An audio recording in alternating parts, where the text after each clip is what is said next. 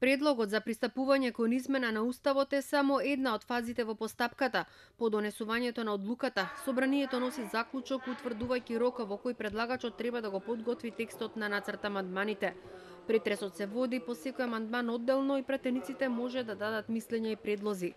Во дебатата со своји сугестии може да се вклучат сите пратеници. Можности за презентирање на нешто ново како можност постои. Меѓутоа, со оглед на тоа да веќе се оди на точно детектирање во која насока ќе одат амандманите, со точно детектирање што е согласно договорот потребно да се направи и она што е најважно, за што во суштина сега се гласа, не би било опортуно дополнителни некои нови предлози и нови амандмани.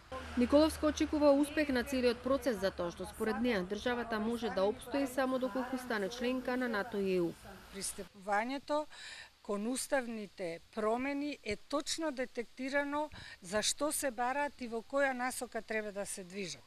И многу би било, како да кажам, несоодветно, кој што е најблаг збор, да сега пристапуваат кон и сакаат такви амандмани да се прават, а понатаму без некои апсолутно големи аргументи и јаки аргументи да гласаат против содржината на тие амандмани, кои што веќе се знае во која насока ќе одат. За нацрт амандманите ќе се водат и јавни расправи со вклучување на сите битни институции и организации.